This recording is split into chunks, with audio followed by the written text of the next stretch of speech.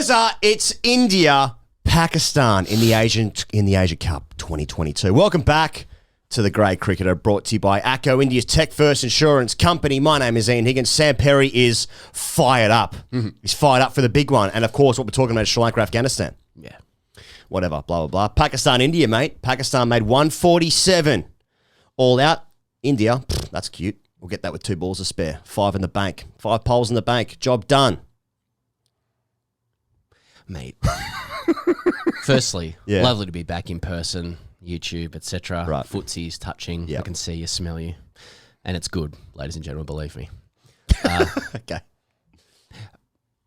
It's a mouth-watering clash. India versus Pakistan on a Sunday evening in those climes, on those shows. We watch every single ball. Oh, Dubai on a Sunday, one of my favourites. That's right. Nothing better than a bit of cricket in Dubai on a Sunday. Yeah. My mouth waters. It's truly mouth. My mouth waters. Yeah. I've got a surplus of saliva. Salivating. Hypersalivation is what you actually call it. You're frothing at the chops? Yeah. You chop frothing? And look, the hypersalivation may be may be a sign of an underlying problem, acid reflux, etc., but not on this occasion. You know when you go to the dentist and they put the water in your mouth and you start like, it's a bit like that. Yeah, and that's what I was like just before this fixture started. Yeah. India wins the toss. They decide, Pakistan, stick him in. Use combat. Use combat. Yeah. And I tell you what, he goes, fuck, I mean, we're starting on a kind of low note here, but it was a fucking mad crowd. They were mad. Yeah. They were mad for it. And it is India, Pakistan. Yeah. And I got to say, bit of history there. So I'm told. Yeah. So I'm told there's a bit of history there. And it's a full on start. Baba, best in the world, according to some. 10, pack 'em. Rizwan, 40 odd. Yeah. But slow going. Yeah, he went behind run a ball, didn't he? Which feels to me like that 1998 kind of gear. And this is the thing. It's UAE cricket. Yeah, isn't it? hot as fuck there, by the way. Hot and humid, and the crowd played their part. There was energy there, hot and humid, but tacky deck. Yeah, no swing, dig it in, just a bit of hit that wicket. No real pace on the ball. You don't really hear the word tack involved in any other like tackiness except for post-it notes and cricket wickets in the UAE. Yeah, blue tack. Blue tack. Yeah. I suppose the nature Landlord issues. Have you been using blue tack? Yeah, it's a bit tacky. Yeah, you can't hang anything from the walls. That's right. Yeah, unless you get permission first. Yeah, a little bit tack. I suppose the nature is it gets like stuck in the wicket, like it's like there is tack on it. Yes. What is tack? Thumbtack. Yeah. Some sort of adhesive. I guess so. Yeah, and Bhuvi K and Harshdeep, they used that adhesive to their advantage. Yeah. Hardik Pandya did later on adhesive. As well. He's an adhesive bowler. It was a particular type of adhesive in the Dubai wicket. Love cricket. What about blokes cramping up at the end? I mean, Harris Ralph at the end was just in absolute bits. Yeah, and so was Nazim Shah. Yeah. But we're going to get to that. Oh, you mean with the batting? No. The bowling. We're going to get to that. We're going to get to that. Bhuvi K, so that was the Pakistan innings. Bhuvi K finishes with 4. Arshdeep a couple as well. Nice. Pakistan were actually 128 for 9 at one point. And it was slow going the whole way, consistently losing wickets. We see this style of cricket when you do have a bit of that kind of landlord tack adhesive in the wicket. India used it to their advantage. Hardik Pandya, 3 for. Very good spill. Bowl with a bit of heat, digging it in. Pakistan 128 for 9. Harris Ralph and Dahani got up to 147. Partnership of 29 of 13. Adhani's a real old-fashioned number 11, I would say. Whacked one in the last over with both feet off the ground. Then the ball he got bowled off of what ended with the last ball of the innings. I'm not sure I've seen a professional cricketer miss a ball by more. Yeah, and I'm into that. And he was truly looking at the sky as he played that shot. Well, on a beautiful Dubai night on a Sunday. That's a good point. Yeah, I didn't consider that. Something to look at. Something for the eyes. Pakistan 147 all out. A couple of balls in the hutch. And that might have played into it later.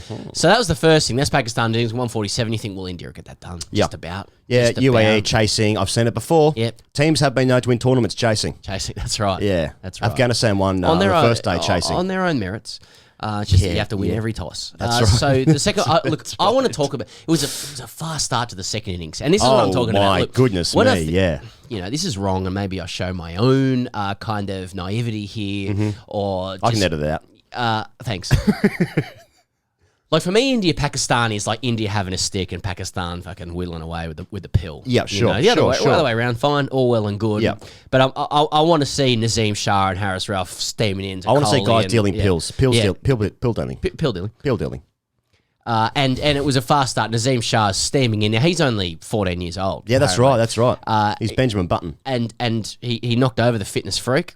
Right. KL Rahul, Golden Duck, played on. Yeah. And it wasn't like KL Rahul still looks good getting out because he's waiting late on that ball. He's just trying to run it down. Okay, he gets it wrong. Yeah, middle of the stumps. Yeah.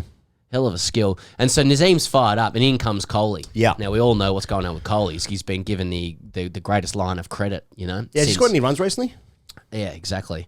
And Nazim finds the edge. Yeah. Nazim finds the edge, and it just goes to ground. Fuck, that ball was screaming. It was humming. It was humming. It's a good catch if it's taken by, okay, right. No. Don't say his name. Don't say his name. I said, I was hoping you knew who. Okay, yeah, right, yeah. But you know who. Say no more. Yeah, say no more. No, okay. Yeah. We're both thinking it. Yeah. So now in the show, he can't say Babar Azam's name. Say less. Okay. But then it was a little bit like KOHLI and Sharma hung around for a bit, and I thought, look, I'm going to say it. Yeah, I thought you're going to say it. Yeah, I'm going to say it. What's he going to say? I thought I saw it with Virat again. Did you? Yeah. Now, is it in his eyes? No, that's not the way. No. Where is it? Is it in his pose? No, it's not the way. No, you know where it is. Well, if you want to know, it's in his whip. Oh, okay. You saw some whippage again? I saw whippage, but not whippage off the pads. Mm-hmm. And you can't really whip a pull shot, right? You're talking about one of Harris Ralph. He front foot pulled shot. It was a front foot pull shot, and it was the whip off the bat. Yeah. Which is not to be confused with whipping one off your pads, and that, I'm using English language incorrectly there. Sure. But like the fucking bat speed of it and the stillness of with which he played that shot in the arena of India v Pakistan of Harris Ralph. In the heat of battle, would you say? Heat of battle and scoring and making one of those 30s that you need in a chase of 147. Sure. That you need in a chase. Yeah. Just to set things up to lay some foundations. KOHLI's break's done him good. I just saw a bit of old KOHLI. Now, we know that KOHLI can play good shots. Yeah. He's never really lost that kind of that ability. It's not like the eyes have gone. He's not Dhoni. The eyes aren't painted on. No. He's still playing. No, the eyes are there. But he might be starting to pay that line of credit back. I just sort of saw something now. Do I want to see it? Yes. Am I looking for it? Is it a self-fulfilling prophecy? Without doubt. Yeah, okay. Right? But God damn it, I appreciated it. Sure, yeah. Well, I'm sick for a false dawn. One of my favourite things. I'm often getting up in the morning at 3 in the morning before the sun's up, false dawn. It's actually just a light on my bedroom. Right. So I set it on sensors. Sleeping with a woman called Dawn telling you lies. That's false dawn. That's false dawn. That's false comment. If that's false Dawn Fraser. Yeah, I've got Dawn Fraser in my bed. That's good for India, Pakistan. Yeah. Look it up. That's really good. Look it up. That's really very good for the water. Now, during the England series, he played some glorious cover drives. A couple of KOHLI cover drives, a couple of on drives. I saw some more net footage, and I'm thinking, there's a bit of blood flow going back down to my penis again. There's something happening here. And then I saw that front foot pull shot. Welcome back. Yeah. Welcome back, Cotter. Again, a 1980s reference from American television. Yeah. So I'm a bit scared. But 35, it's one of the high scores of the game. Hey, he can get back into the sheds, KOHLI, and he can fucking put those spikes away with his head held high. No, he has to put his head down to put the spikes in. Right, okay, so he's not focusing on the job. Speaking. Yep, okay. Yeah. But he can do that. But he also skewed a couple behind point. One, he hit a 4 off, it might have been the same shot as well. Or a similar shot to how he nicked off, but went over gully. I don't know. It's a tough wicket. It was tacky, as we spoke about, because of the blue tack on the wicket. Yeah. I don't know. I'm scared of a false dawn. Yeah, of course. Yeah. You've been saying that for a while, particularly with how she treated you. Which does not need to be relitigated on the show. No, of course. But I just wanted to mention KOHLI as a second thing there. I liked it. You've said I liked something. it, and I'm watching. Now, you put that down to the break he's had. Yeah, and he spoke quite beautifully about it through the week. He said that, I'm paraphrasing here, I have it written down, but he essentially said that... I had a fucking good break. It's good to have just any danger of putting the stick away. No, you see, good to have a fun kip. Yeah, he's we'll talk about it on the main podcast, but he talked about his break and the vulnerability of admitting that he needed a break, and I thought that was a pretty cool thing to do. We've seen Ben Stokes do it lately as well, both talking about mental health, different contexts, of course. But I thought that was pretty cool. Finally. Mate, it's HARDIK Pandya. Yep. HARDIK Pandya ices it. I know we've covered this game in complete totality, and no one will have an issue with that. Yeah. So what are we looking at? Jadeja comes in at 4. It's just a bit neck and neck in terms of the chase and balls remaining, and it got to sort of 27 or 15 for India on the blue tack. I think it was 31 of the last 3 overs. Right. Yeah. But then HARDIK brought it home. Now, this is when Haris, Rauf and Nazim were cramping up, which is good Pakistan stuff, I guess. That's harsh. And it's just, and HARDIK obviously sealed it. Yeah. Not with a kiss, but with a 6. Yeah. With a couple of sealed balls it with to go. a 6, a flat bat. 19 runs off the penultimate over, did the damage. Still needed 6 off 3. HARDIK on strike, bang, flat bat. Yeah. And he finishes with 3 for 25 and 33 not out off fucking in 17 balls or 19 balls. Something like that. That's like the T20 equivalent of 105, isn't it? You just sort of 3 for and 30. 3 for and 30. About, 3 for and 30. So we're sort of meant to laud that.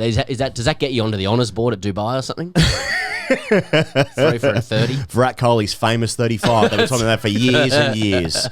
I guess that's good news because Virat passed 1,000 days without 100, didn't he? So now he knows what 35 in this game. Who's asked that question? When was the last time he made a 30? Yeah. When was his last crucial 30 in a chase? I don't know what the answer to that either. No, yeah, exactly. Yeah, HARDIK Pandya, handy play to have on your side. Yeah, because they brought in Jadeja ahead of even Rishabh. Yeah. And Rishabh, because DK was taking the gloves. Yeah, he didn't play. He didn't play. Yeah, so I guess Jadeja batting at 4 because Nawaz was bowling he picked up Sharma and Kohli as well. Yeah, didn't he? on the boundary with the right hander spinning away from the blade. So I felt like Jadeja actually had. Fuck, they're just some good cricketers. What am I talking about? Yeah. What am I talking about? You got HARDIK Pandya batting at 6. Yeah. Coming at 6 here, and he's taking 30. I mean, what are you going to do? Someone's going to get it done, aren't they? Who can beat India in this tournament? I feel like no one. I feel like I'm seeing the old HARDIK. Like we lost him for a while there, HARDIK. Like I'm talking about the big old alpha dog HARDIK Pandya. Yeah. I'm talking about 3 big old alpha dog. 3 for 25, bowling bumpers, fucking boshing 6s to win the game. Like he went to find himself for a while there, HARDIK. He's such a fulcrum of this Indian side, like the point at which a lever is placed to get a purchase or on which it turns or is supported. That's the fulcrum. The fulcrum. Yeah. Fulcrum Pandya. That's similar to full cream, isn't it? And Brill Cream, which is what his hero Keith Miller used to You're use. not talking about that. You're talking about fulcrums. Yeah, not fulcrum. No, okay. Brill Cream. Okay. I could see HARDIK, if HARDIK Pandya played in the 50s, he'd wear Brill Cream. Yeah, I would have thought so. He'd be a Brill Creamsman. His tattoos would have stood out more in the 50s. Very much so, yeah, not common. Especially a neck tattoo. Never saw Bradman with a neck tattoo, did you? You didn't see it. He had to cover it up. That's why he pulled his collar up. He was holding neck tattoos. Jesse forever. Or Lady Bradman. Lady Bradman. I would like to see Bradman with like a loyalty tattoo just under the eye. Loyalty. Or just one tear. That means he's killed someone. Right. Oh, does that if you got a gang tattoo? Really? Yeah. Oh, I thought it might have just been for the Fingleton Christian water thing. Holy water. He said no thanks, Jack. It's good to get Bradman into the Asia Cup. It is. Obviously, the Bangaloreans. They told us on during our live show that Sachin's better than Bradman. Once again, anyone who's in that room is there's a contract on you for your death. Yeah. Fucking idiots. Big mistakes. Thank you for coming, though. Thanks for coming. But then, India won the game, and no doubt they did that dance thing again to True Blue. And okay, they did it again. Yeah, and did the sort of the moves and that. A big part of this tournament is that there's a couple of big outs in this game because obviously Shaheen Freddie's out, and as is Jasprit Bumrah. But like, did you see the stuff where Shaheen Freddie was outside the ground yesterday before the day's play? He's got his bionic leg on because he's done his knee, and he's like shaking hands with the Indian players. Always nice to see that. But like he was shaking Rishabh's hand for a while, but they ended up holding hands for a really long time. I don't know if you saw it. No, So they shook hands and then they just kept holding hands for a conversation of about 20, 25 seconds. Okay. Oh, that's a long time in hand holding. That's a long time in hand holding. Full eye contact, having a nice convivial conversation. What's that in dog years? Like in terms of hand holding? That's probably a good hour. once you start holding hands, 25 seconds time is has a to be year in- multiplied by 7. I understand. Like dogs. Yeah. Okay. Well, it is, isn't it? It's like, wow, that really feels like a long time. Yeah. You know what I mean? But I was watching it and I was thinking like, let it go, let it go, let it go, let it. Can't concentrate on what they're saying. Yeah. Yeah. I talk about this on the main pod as well. I think a number of the Pakistani players made really sympathetic comments to Virat Kohli vis-a-vis his form as well. Bit of mind game stuff. Yeah, that's right. You know, he won't yeah. Anyway. Yeah. Yeah. Well done on expounding on that, Pezza. Hashtag ASKTGC. Thanks to ACO, our dear friends. A long one here from Deepan Majumba. And get your hashtag ASKTGCs in as we cover the Asia Cup, India games, Pakistan games, anything else we feel like doing. Deepan writes in, India's External Affairs Minister S. Jaishankar clearly resonates with your prophecy of Asian century and has gained raising support from China, although you got to think I don't trust them coats one bit. That's Deepan's words, not ours.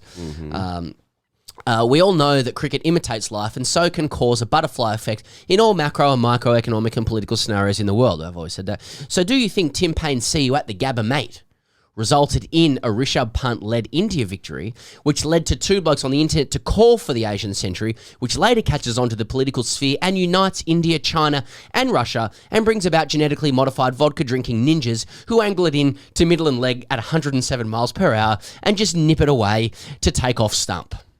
So yeah, like is the prophecy of the Asian century as sort of exalted by you and I, is that going to lead to a triumvirate of India, China, and Russia becoming cricket? In the same way that like when England have their Olympic team, it's just Team GB. That's right. Even though they're still not the best. Trying to get as many colonies as possible together to make a super team. Yeah.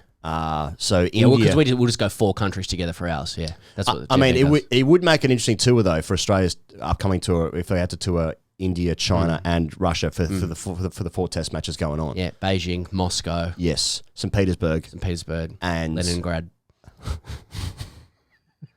Yeah, that's tough. Yeah, Shenzhen. Yeah, Shenzhen is tough to go, especially in February. That's right, and those ultras there, they make it tough for you.